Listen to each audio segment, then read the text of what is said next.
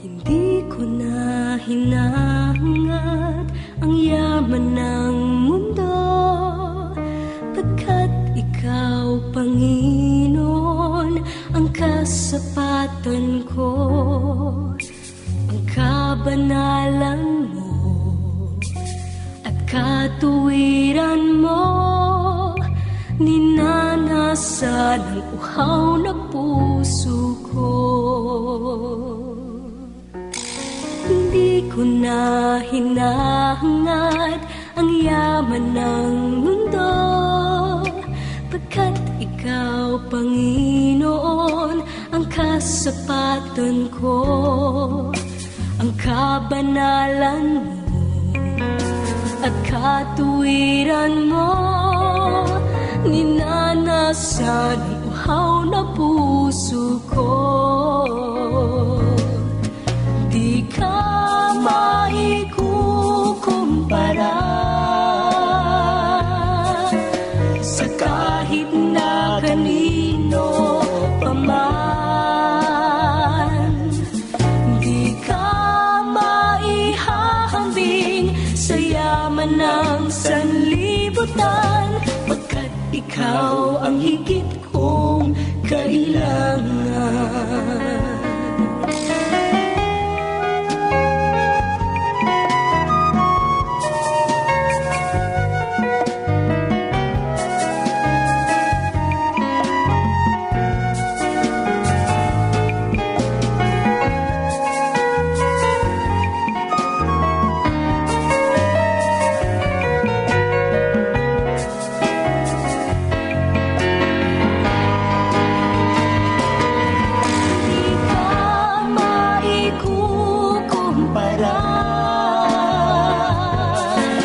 Kahit na kanino pa man,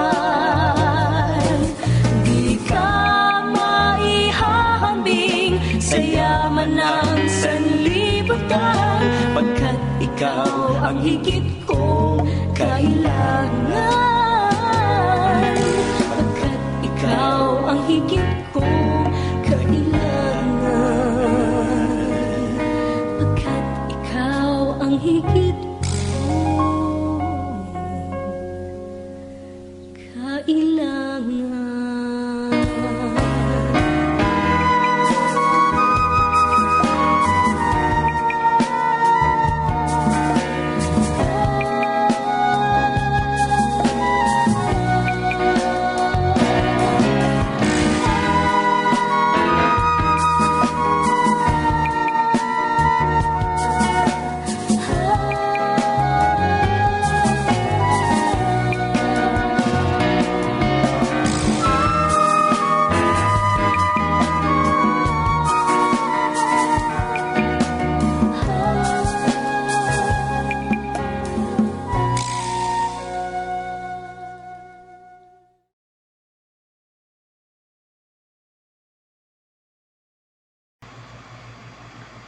Magandang gabi po sa ating lahat, mga kapatid, mga kaibigan na nakatune in sa gabing ito.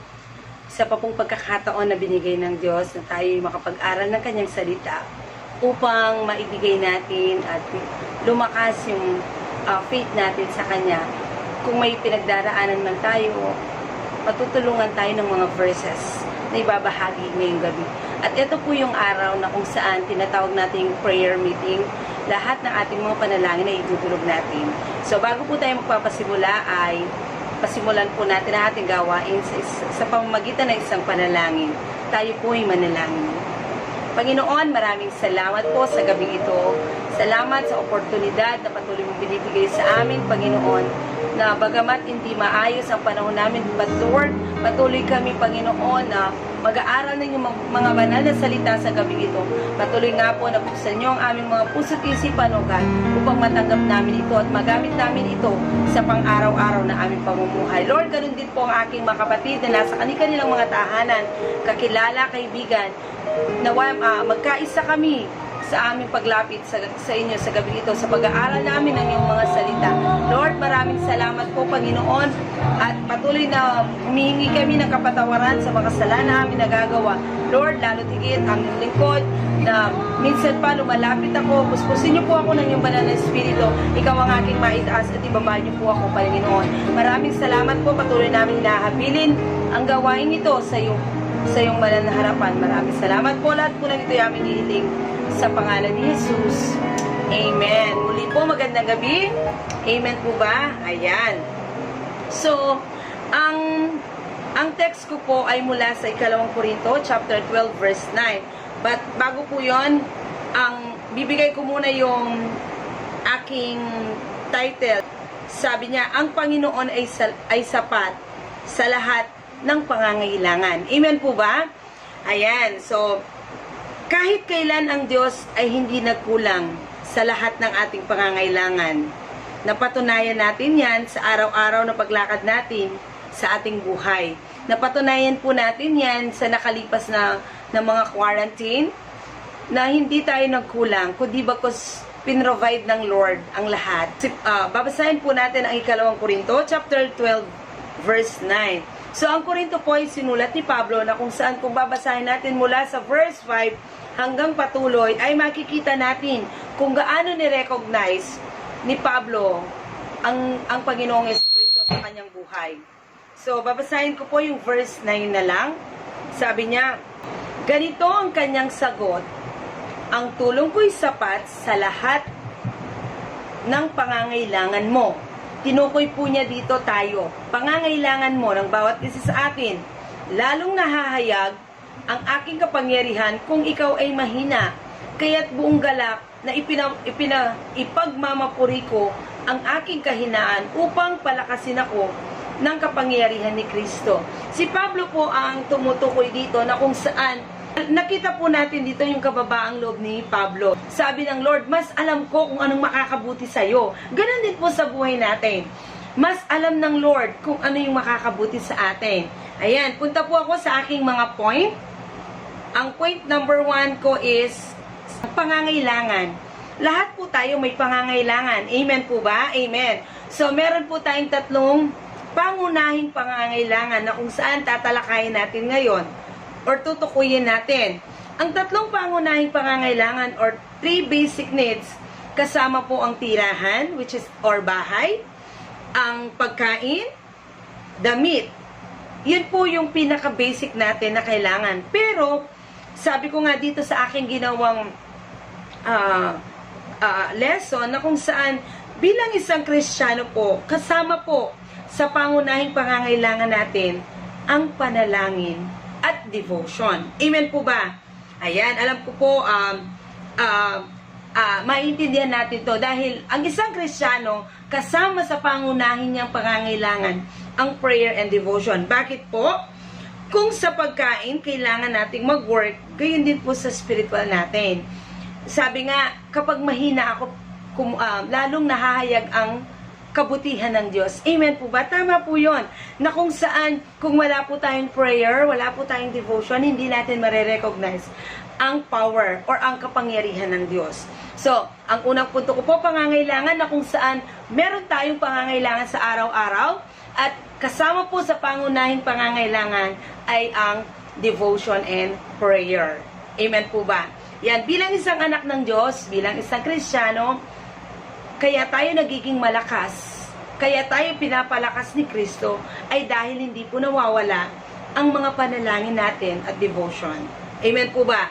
Ayan, so, ang pangalawa po is kapangyarihan. Sabi dito, dahil sa kapangyarihan ng Diyos, nagkakaroon tayo ng lakas na ma-provide ang mga pangangailangan natin sa araw-araw. Tama po ba? Lahat tayo nagtatrabaho to provide. We pray, of course, kasama natin ang Diyos. Pero po kailangan pagtrabahuhin natin yan. Hindi tayo magpipray lang tapos bababa sa langit. Mula sa langit ang mga hinihiling natin sa Kanya. Kundi yung prayer po na yon accompanied by action. Na kung saan kapag nanalangin tayo, tapos gagawa tayo, mag-action tayo, of course, ibibigay at ibibigay po yan ni Lord. Siya po nagsabi nun, sabi niya, ang tulong ko'y sapat sa lahat ng pangangailangan mo. Yan. Sinabi po niya yun sa kanyang mga salita. So, panghahawakan po natin yun. Yun nga lang, sabi ko, kailangan din po natin gumawa or sumunod sa mga utos niya. Or, pag nag-pray tayo, dapat may kasamang action. Amen po ba? Ayan, yung pangatlo, sabi niya, ipagmamapuri. Imagine, kasi po, kapag nangihina tayo, lalo tayong lumalapit sa Diyos. Kapag ang laki-laki ng problema natin, kapag ang dami nating iniisip or nagiging problem natin, lalo po tayong nagiging malapit sa Diyos.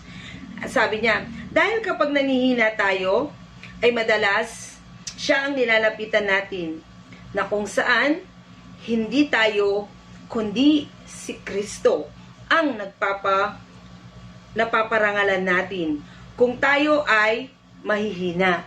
Kasi po, pag times na mahina tayo, siya lang ang lakas natin. Amen po ba?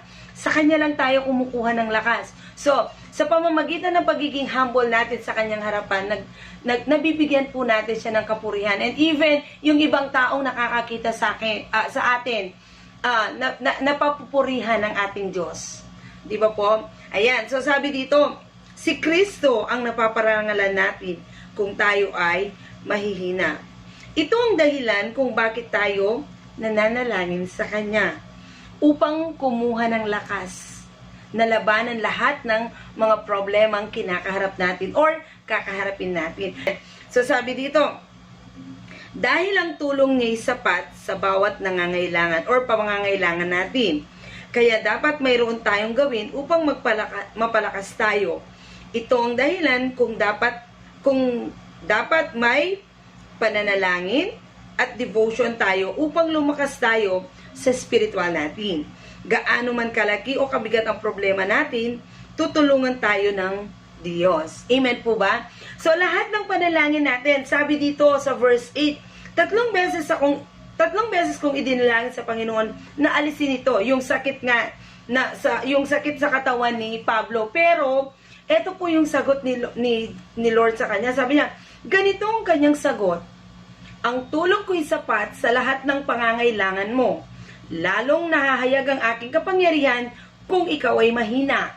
Kaya't buong galak na ipinagmamapuri ko ang aking kahinaan upang palakasin ako ng kapangyarihan ni Kristo. Ito po nagpapakita ng kababaang loob. When we pray to the Lord, when we come before the Lord in prayer, yun po yung tinitignan niya. Yung kung magpipray tayo, dapat hindi yung will natin ang masunod. Ang will pa rin po ni Lord. Amen po ba? I will share a little bit of my testimony again. Ito pong bahay na meron kami ngayon, we pray for 4 years. We wait for 4 years po. Sabi ko, before yung sa harap ng church, sabi ko, eto na ba yung pinagpipray ko? Tapos, nabili siya. Umiiyak po talaga ako. Sabi ko, bakit nabili? Gusto namin yon. Pero alam niyo po, si Lord, sabi nga natin, laging may hinandang mas malaki kaysa dun sa gusto natin. Dinoble po niya yung bahay namin ngayon, kung saan kami nakatira. Yung dun po sa harap ng church, 200 square meters lang. Ito, 400 square meters. Tapos, yun, wala siyang gamit. Ito po, kumpleto na yung gamit niya. Alam niyo po yun, yung bawat sakay ko sa wheeler, pag umuwi ako sa church, nakikita ko yun, pag malapit na ako doon, umiiyak ako. Pero, with a prayer, sabi ko, Lord, mas meron kang ibibigay na mas maganda sa akin. So, parang, sa pamamagitan po ng panalangin, kinomfort ko yung, kinomfort ako ni Lord. Kumbaga, anak, maghintay ka. Hindi pa yan yung inihanda ko para sa'yo. Merong mas maganda, mas malaki na inihanda ko. Ito po yan, kung saan kami nakatira. Alam niyo po yung faithfulness ni Lord. Sabi nga dito, mas alam niya, or mas, sabi dito, ang tulong ko'y sapat sa lahat ng pangangailangan mo. Kung minsan iniisip natin, pinabayaan ako ng Lord, hindi po. Hindi po nagpapabaya ang Lord kailanman. Yung tao nga, pag minsan nakakalimot eh. Pero si Lord, hindi po. Dahil alam niya lahat ng pangangailangan natin, ipoprovide niya po yun. Yun nga lang, sabi ko nga, we need to acknowledge Him. We need to pray. Sabi ko nga, yung basic need na food, shelter, and clothing, isama po natin yon. Yung bilang isang Kristiyano, isama natin ang panalangin at devotion. Dahil doon po tayo nagiging malapit sa ating Diyos. Amen po ba? Ayan, so, sa akin pong panghuli, meron pa akong isang verse na ibibigay sa inyo. Ito po, memory verse ko from mula nung mag-graduate ako, nung nagtuturo ako sa private school. Ito na yung verse ko. Kasi iniisip natin, pag minsan ang hirap, hindi po. Pagkasama natin ang Diyos, siya yung nagsabi. Lahat ng pangangailangan natin, ipoprovide niya. Yun nga lang, dapat po tayong kumilos din at gumawa. Amen po ba? Ayan. Sa Filipos chapter 4 verse 13, babasahin ko po sa magandang balita. Magandang balita, Biblia. Filipos chapter 4 verse 13. Sabi nga, itong verse na to, napakalaki ng encouragement. Kumbaga, kapag down na down ka na, or kapag iniisip mong napakalaki ng problema mo, isa po ito sa mag-encourage sa atin. Sabi niya, ang lahat, Filipos chapter 4 verse 13, ang lahat ng ito'y magagawa ko dahil sa lakas na kaloob sa akin ni Kristo. Kung wala po tayo kay Kristo, mahinang-mahina po tayo. Ito yung dahilan kung bakit nagiging malakas tayo sa buong quarantine, sa lahat ng problemang dinaanan natin. Bakit hanggang ngayon nakatayo tayo ay dahil sa lakas na binibigay ni Kristo. Kung sa atin lang sarili, hindi po natin makakaya. Nalalabanan natin yung depression, yung sobrang pag-iisip. Dahil po yan kay Kristo. Sabi nga, ang lahat ng ito'y magagawa ko dahil sa lakas na kaloob ni Kristo. Wala pong pwedeng makapagbigay ng lakas sa atin, kundi ang Diyos. Amen po ba? Ayan, so hanggang dyan po mga kapatid, at ngayon idadalangin po natin ang lahat ng ating mga prayer requests. Gagawin ko pong general ang mga prayer requests sa lahat ng bawat pamilya. Amen po ba? Ayan, so bago po tayo manalangin, ayan, ilalapit po natin lahat ng mga sitwasyon natin na alam natin ang Diyos ang magpo-provide. Lahat ng pangangailangan natin, siya, sa Kanya manggagaling dahil alam niya kung ano yung mga pangangailangan natin. Amen po ba? So, ang tulong niya'y sapat sa lahat ng pangangailangan natin. Sa tuwing tayo mahihina, siya ay naitataas sa mga buhay natin. Amen po ba? Tayo pong lahat ay manalangin. Samahan niyo po ako. Panginoon, patuloy kaming nagluluwalhati sa iyo. Salamat po sa mensaheng ibinigay niyo sa amin. Salamat sa mga pangako mo na hindi mo kami pababayaan kailanman anumang sitwasyon namin. Lord, habang kami nakahawak sa pananampalatayang meron kami, Lord, hindi mo kami pababayaan. Salamat po. Lord, sa gabing ito, patuloy namin ilalapit ang aming mga dalangin sa bawat pamilya na naka-tune in, Panginoon. Patuloy namin inilalapit at patuloy namin binibigay ang iyong pagpapala sa kanila, Panginoon. Pagpalain sila. Kung may karamdaman, Lord, pagalingin niyo po sila. Dahil kayo lang, Panginoon, ang may power na gumawa nito, Panginoon, sa pamamagitan ng aming mga paglapit at panalangin na ito. Lord, bless them, O God. Gabitin silang pagpapala sa mga kapwa namin, Panginoon. Lord, ang bawat pamilya na naka-tune in, patuloy na pagpalain po sila, O Lord God, at gamiting pagpapala. Lord, maraming salamat po sa pagpapaalala niyo sa amin na kahit kailan hindi ka nagkulang sa buhay namin, kundi bagkus, Lord, laging nasa right timing ka, tamang panahon ka, Panginoon. Kaya naman, Lord, ngayong gabi patuloy kaming lumalapit, ano man ang sitwasyon namin, ano man ang sitwasyon na meron ang aming mga kapatid, ang aming mga kaibigan na nakatune in, Panginoon, alam ko po sasagutin niyo sa oras na ito. Lumalapit kami at nagpapakumbaba sa iyong harapan. Nilalapit ang bawat sitwasyon ng aming mga pamilya, even our financial needs, O Lord God, even our health, O God, patuloy na nukuban niyo po kami ng iyong banal na Espiritu, Panginoon, upang ang COVID-19 ay hindi kami maapektuhan, hindi mahawaan, Panginoon. Lalo tigit ang aming mga kapatid na pumapasok na sa kanilang mga trabaho, Panginoon. Lord, maraming salamat po. Salamat din po sa bawat kaibigan, sa bawat kapatid na nakatune in, gamitin kami patuloy na pagpapala sa kanila, Panginoon, sa pamamagitan ng iyong mga salita.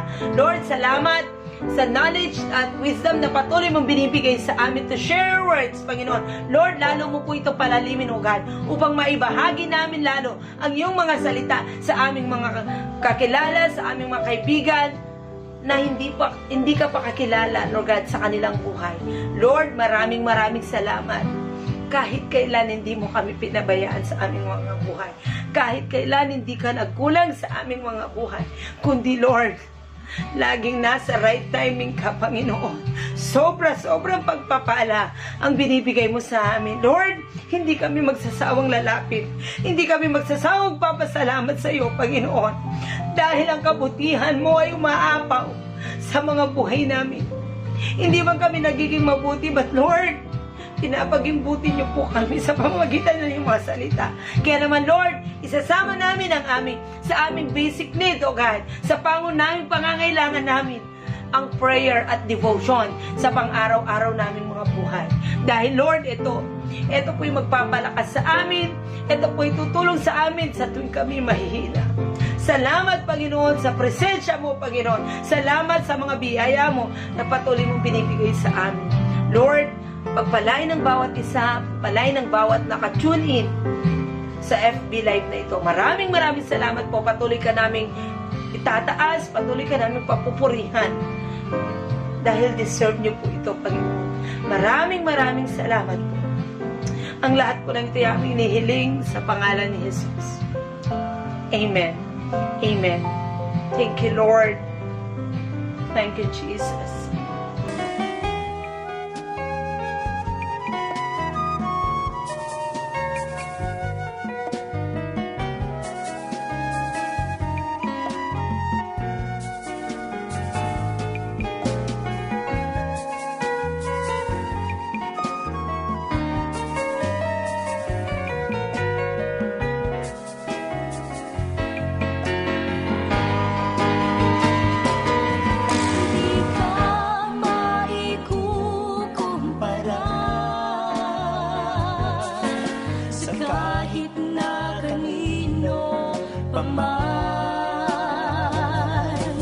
Di ka maihahambing sa yaman ng sanlibutan, pagkat ikaw ang higit kong kailangan.